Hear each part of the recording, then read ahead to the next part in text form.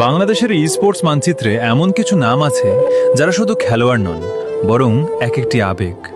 সেই তালিকার একদম শীর্ষে যার নাম উচ্চারিত হয় তিনি হলেন উমর ফারুক, যাকে পুরো বিশ্ব চেনে আর এইচকে ফ্লিকার নামে।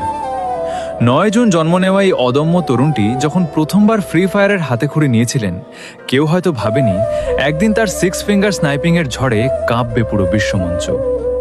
ফ্লিকার মানেই ছিল রেড হক্সের সেই অতন্দ্র প্রহরী, যার স্নাইপারের লেন্স থেকে কোনো শত্রু রক্ষা পেত না। তার ক্যারিয়ারের স্বর্ণালী সময় আমরা দেখেছি বিশ্বমঞ্চে।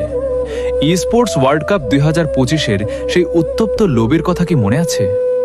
রিয়াদের মাটিতে বিশ্বের বাঘা বাঘা স্নাইপারদের পেছনে ফেলে তিনি যখন স্টার প্লেয়ার তালিকার দ্বিতীয় স্থানটি দখল করেন, তখন বিদেশের ধারাভাষ্যকাররাও অবাক হয়ে তাকিয়েছিলেন বাংলাদেশের এই বাঘের দিকে। শুধু তাই নয়, FFWS গ্লোবাল ফাইনালস 2025-এ দেশের প্রতিনিধি হিসেবে তার পারফরমেন্স ছিল এক কথায় অনবদ্য। ডোমেস্টিক লবিতেও তিনি ছিলেন অপ্রতিরোধ্য।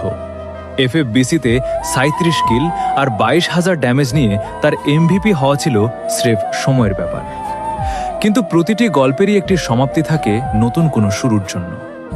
দীর্ঘদিনের চেনা জার্সি, চেনা সতীর্থ আর অগণিত সাফল্যের স্মৃতি নিয়ে গত 25 ডিসেম্বর 2025 তারিখে ফ্লিকার এক কঠিন সিদ্ধান্ত নেন।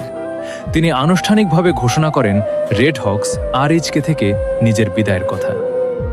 ভক্তদের মনে তখন বিষাদের ছায়া। সবার মনে একটাই প্রশ্ন, ফ্লিকার কি হারিয়ে যাবে নাকি ফিরবে আরও বিধ্বংসী রূপে?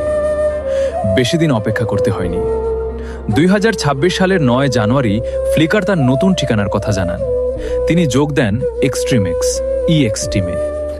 অনেকে হয়তো ভেবেছিলেন দল বদলে ফ্লিকারের ধার কমে যাবে, কিন্তু ফ্লিকার প্রমাণ করেছেন বাঘ তার ডেরা বদলালেও শিকার করার কৌশল ভোলে না।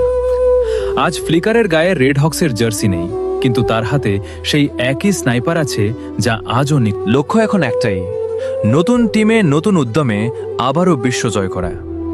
দল বদলেছে, জার্সি বদলেছে, কিন্তু ফ্লিকারের সেই হার না মানা মানসিকতা আজও অটুট। বাংলাদেশের এই স্নাইপার কিংয়ের নতুন এই যুদ্ধের সাক্ষী হতে আপনারা কি প্রস্তুত? নতুন জার্সিতে ফ্লিকারের এই রাজকীয় প্রত্যাবর্তন দেখতে